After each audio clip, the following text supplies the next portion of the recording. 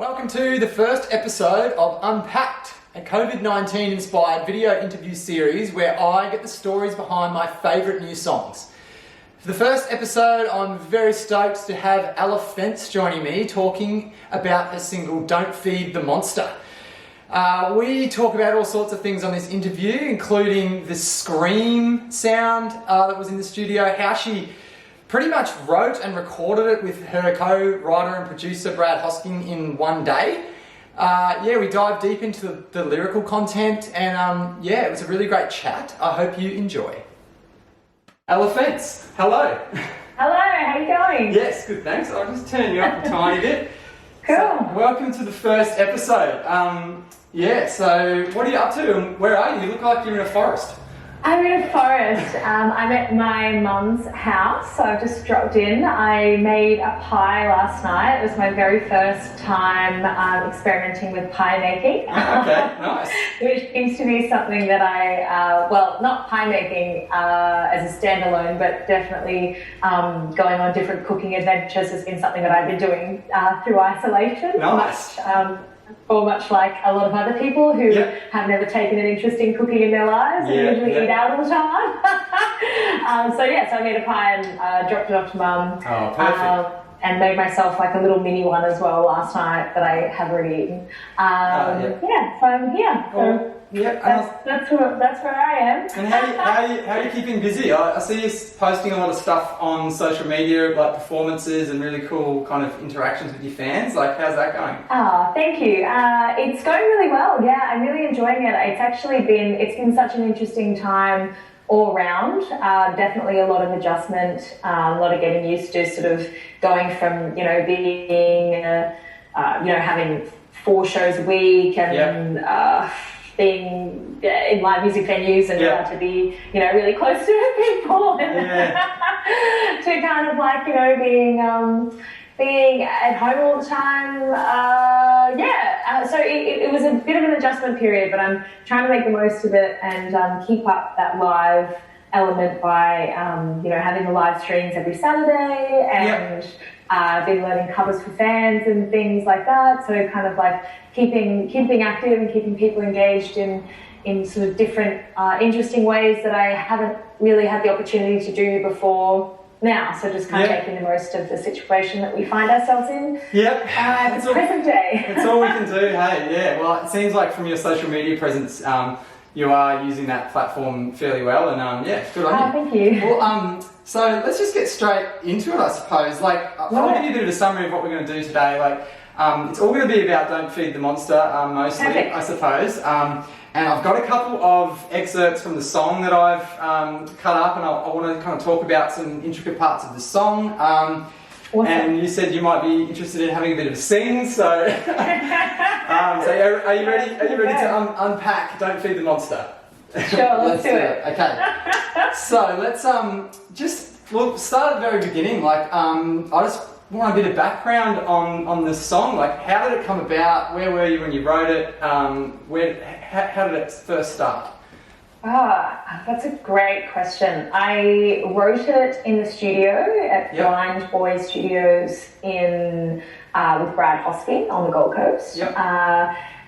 And it came about, I was really frustrated by sort of a few things that were going on in my life that were both sort of like external to me and also just like a bit of like inner turmoil around a few things and basically like going like Brad and I were sort of having a bit of a debrief about that and we kind of got in the studio and we were like, oh, what are we going to write about today? It's like, I don't know, but this thing's really annoying me, so why don't we talk about that for like half an hour? And that's Brad Hosking, right, from Blind Boy Studios? Yeah, cool. Yeah, and then we were kind of like going around and, I was going around in circles about something and then I just kind of was like, oh, blah, blah, blah, and like, just don't feed the monster. And it was like, it started all with that line. So the chorus line was the starting point of the wow. And the central focus of where the song began, and it just sort of came. It was literally a conversation that he and I were having, and I was like super frustrated and just like Yeah, just kind of like in this like cyclic, the vortex of, you know, when you're sort of annoyed about something and you kind of keep circling around about it. And then, yeah, and that sort of like came out of that. And then after that, we were able to come up, you know, sort of, come up with other themes and sort of build out of that, and then sort of process the actual mess of the situation through that songwriting. Amazing. I don't know, not many songs are written that way. You know, you started with the concept, you started with the vocal hook. I start everything with vocals, to be honest. Yeah. That's amazing. And so it's a really interesting way to write. Everyone's got a different style. And I do know from chatting to Brad actually earlier, doing a bit of research for this interview, that did you guys write the song in a day? Yeah. So it was all written, and it wasn't even a day really. It was just kind of like, I mean, a very short session that was really like, wow. It was just, I think it was because it was so like, it was such an important and such a prominent sort of theme or something that was just so right in my face at that time. It was kind of like just so easy to write because it was all there, and I was just which is cool, and it is something that I'm really passionate about as well. And so they just kind of flowed, I guess. Yeah. Oh, that's amazing. Like you do hear, you know, some of those great songs, they just come out, you know. Like it sounds like you guys really had a good connection in this studio session, and all the juices were flowing, and it just happened, you know. It's crazy. Some songs take, I mean, I'm sure you've probably got some songs that have taken you months to write in terms of studio and everything, and for this one to come so naturally, I think it really translates in the way that the lyrics and the music kind of gel together really well, and that really makes sense the way you explained it to me. Cool. I suppose the first element of the song I want to talk about, and I'll see if this works. I think my USB might have just connected, but I want to talk about this, the very start of the song where the bass and the keys and your vocal just come straight in, and I'll see if I can play it. Yeah, it did disconnect. Can you hear that? Yes, I can. Yeah. So it's that sound. Do you remember, was that kind of the first part? How does that part sit in? Because it fit in. Because it really, to me, it seems like it's the ultimate kind of collaboration between you and Brad, the vocals, and then his production just kind of coming back and forth in an almost call response way. It drives the whole song. That's such a good pickup. I mean, it was really meant to be sort of the driving force from the beginning, and that kind of almost like a bit of a marching sort of monotony of sound that has drive but is kind of a bit regimented. So it's a lot about the drive, but I think as much with those sounds that you're hearing with the the percussion elements there, it's I don't even know how many layers that is, but it's layers upon layers of really dark, thematically dark sounds, sort of bones crunching and really twisted things like that. So we really wanted to capture the idea of sort of, because it's quite a conceptual monster, or a few different monsters that the song refers to, but we wanted to thematically sort of make that really in the production sort of tell that part of the story, almost the way that you would if you were sort of watching a horror movie, and there's that sort of soundtrack of the squeaking doors and things like that are just really not on the nose, but just kind of really closely tie in with that as a theme. So I think it was in a way sort of bringing that concept to life in a really interesting way. So I think it's definitely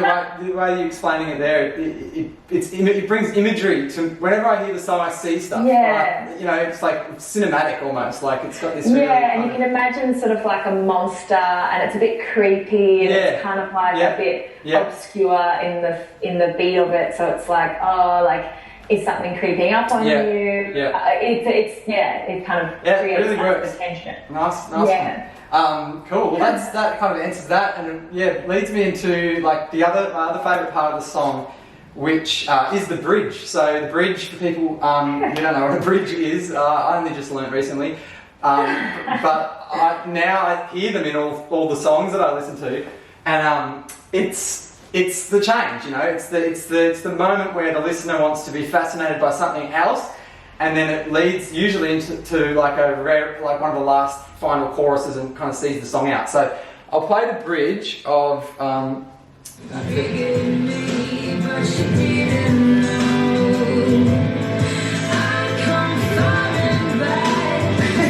Yeah.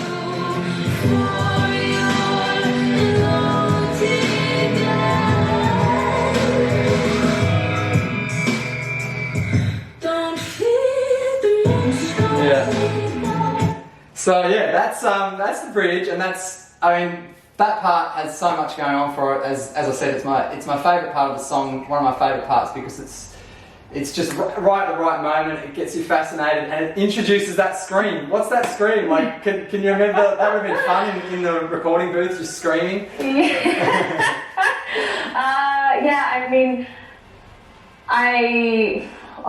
like how to explain this? I guess that having done, as a performer, I've done sort of different roles as an actor and performer in sort of different ways, and we were kind of playing with that that performative nature, or other performative elements that I've kind of introduced into my own sort of story, and it was kind of like, okay, let's try and sample instead of using we were kind of like in the same way that we were creating a percussion beat or a drum beat with other interesting sounds. It was like, okay, well, let's sort of sample some screams and that kind of thing, and see how we can sort of sample that in and make other sounds, I don't know whether it's a hi-hat or whatever it is. Yeah. And then I remember Brad just kind of being like, just give me a couple of screams, just to see what happens. Wow, and that was really crazy one. That's me. It's like the key element of the track, because everything stops and it's the scream. It's pretty like blood curdling scream. Yeah. That was definitely what I was channeling. It was like that sort of like ultimate fear and release at the same time, and like alert and all of that. So and then it was like, oh shit, we better keep that one, and then ended up using that. So I guess like in a section like that, there's a lot of ways that you can transition between sections, like reverse symbol or whatever it might be, and that was like sort of the biggest. That's what we used, I guess, instead of like a reverse symbol or as sort of the key indicator for a new section. Being that scream is a standalone, so it's pretty. I remember like when I first heard it like that, I was like, whoa, that's intense. Yeah, I'm really happy with it, and we keep it. Sort of my band and I keep it live. In the live show as well. So do you scream? Or do you have that sample that you press play on? I have the sample. Yeah. It's not a very good, like screaming is not very good. It's the kind of thing that's like pretty, should be pretty selective on when you sort of do it. So but my drummer will will always like pretend to scream most of the time. And like often will be like, you should have that around with you. Yeah, sorry, I just got a 15-minute warning from my housemate. Anyway, you should have that in your pocket with the scream, just like on dial. Scream! That would actually be so funny. Well, it's a bit sad, but I do actually carry one of those. It's not sad. It's a self-protection, I guess. Yeah. But I have one of those keychains that has that like a personal alarm. Just because I guess like playing gigs and whatever, being out into the evening and that kind of thing, and Yeah, anyway. Well, that could lead. So that would actually be a lot better if I could like pull out the pen and instead of like this alarm, just like this huge big blood curdling scream. Well, I think scare a few people away, I think. Oh, definitely, yeah. But yeah, I mean, touching on, and feel free to go as deep or not as you like, but I understand that the lyrical content kind of relates to what you were just talking about, you know, being a woman and kind of, you know, vulnerability and stuff like that. So yeah, maybe could you just give us a bit of insight into the lyrics in that way? Yeah. I mean, it's a really all-encompassing kind of theme, position that we kind of wrote that from. Sort of like it's like if you want to take a standpoint on something, then and you always kind of have to back it up with your actions. It's kind of like, I think there's a lot of chat around sort of like what people think that could improve, you know, certain situations for women, whether it's safety or whether it's equality or whatever. But it says a lot about someone's character if they're willing to actually really back that up and learn and back, you know, and no one's expected to be perfect. You know, from the get-go, no one is. That would be a very irrational thing to expect of anyone. But it's kind of like, you know, I think it's easy to kind of like swing. You know, say that you're a feminist or that you stand with feminists and you know that you're supportive, but you also have to be willing to change your own actions and also sacrifice something, because it's like you can't continue to go on. And I mean, like, I'm speaking from a position of privilege myself, but it's like you can't expect to continue going on within your own position, within your own standpoint and position of privilege if you're not willing to, but also say that you want to make change here. Like, you always have to accept that by changing that and making it better for someone else, you will inadvertently have to change something about your own situation. So it's a bit of that. It's a big concept. It's something that I could talk about for a long time, something I'm really passionate about. And I think it kind of like the inner turmoil around that, I think being a woman and like having that, so it's kind of like having that inner turmoil and that external sort of turmoil around those issues. And I guess it centralizes around that sort of like don't feed the monster, sort of it's not here unless you feed it. These are the things you do, but you don't mean it. And so it's kind of like, oh, you're doing these things, but you're sort of saying that you don't mean that by it, but just so you know, like, you actively partaking in that is actively doing that. So it's part of this systematic problem. From what you've explained there, and this is the way that it kind of influenced me as well, is that like, you do something, but then you always kind of almost second guessing yourself about the repercussions of, do you want to be that person? And I think in today's day and age, I know how amazing it is, like with all of the span of opinions that are getting listened to, that you know, when you do put yourself out there, it's nerve-wracking. And I suppose being an artist and a woman and standing up for something, you get that pushback instantly with you know, wondering if that's the right decision and how am I going to back that up. So that's a pretty deep and interesting layered kind of context for this pretty deep and interesting layered song, I think. Thank you. I mean, it is it's a lot. But everyone's learning. I'm learning. Everyone's learning. I think it's just kind of like having an open mind and saying, you know, that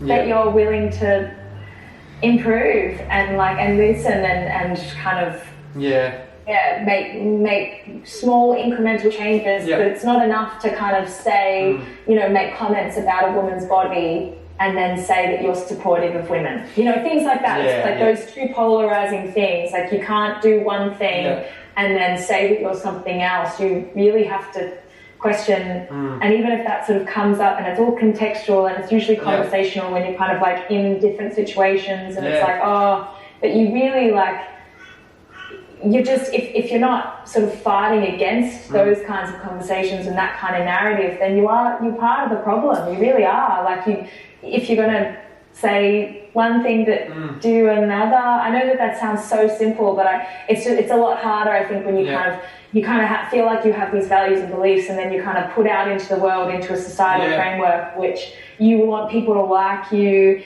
and you want to feel accepted, you want to be part of something. Yeah. And so that's all playing a part of it as well. So it's kind of like, it's big, and no one's expecting. And the song's not about expecting people to be perfect, and that's not. I'm in no way, shape, or form think that I am. But it's in terms of, like, you know, the way that I go about things. I think everyone's a bit of a work in progress when it comes to that stuff. But it's just having an open mind and a willingness to improve. Yeah, and I think you've made the first step. I think if you sit there and actually just think too much about how your reaction in the public is towards the action that you're making, then you're never going to do anything. So if someone like you releasing songs like this and actually talking about it, and also considering the repercussions about how you're going to act in the future, I think you need to just do the best, and then, you know, there are going to be some repercussions, but, you know, anyway, it's a deep chat. Okay. Decision making. Well, I mean, it kind of leads. We don't have a lot of time left because I want to keep it pretty, you know, within half an hour or whatever. Although I'd love to, maybe we could just keep talking off the camera. But the video, you know, that for me, the video hits the sweet spot because of how simple it is. Like, I see so many videos, and I've worked in the music industry a little bit, and I've seen people blow budgets on special effects and explosions and zip lines, and the videos are terrible because there's too much going on. You're pretty much in a room or in a house, and your performance is really good. The concept is simple, and you nail it in terms of simplicity. So well done with that, and I bet you it was fun to make. With the costumes and stuff. It was fun to make, especially like the sort of having a body double. The costumes, the beautiful costumes by Racy and Lucky, and the zoo, the live music venue, the zoo in Brisbane. We filmed it there. They were awesome about, like, letting us use that space and really making it over. We turned it into an apartment sort of thing. So that's funny. Some of the grunge of it. So it was so much fun to make. It was a really long day, but or you know, few days, I guess, like conceptualizing it all and backwards and forwards and that kind of stuff. But the team were amazing to work with, and it was a great experience. I'll post the video in the comments of wherever this lands on Facebook and YouTube and stuff like that, so people can check it out. Awesome. I'll also post the remix, which is fresh off the press of Don't Feed the Monster. There's a lot going on, and that's it. That's it, and good luck at the Gold Coast Music Awards coming up. Thank for 2 you. awards. So excited. It's going to be a fun night. It's going to be a virtual night. Virtual night online. I mean, everything's virtual now, but, you know, we're all adapting, and that's it. Awesome. Well, it was great chatting to you, Elephants. So Thank you. I'll see you on the other side. See you later. See ya. Okay, so that was the first episode of Unpacked. I hope you enjoyed it. Make sure to tune in to see if Elephants wins a couple of awards at this week's Gold Coast Music Awards. See ya.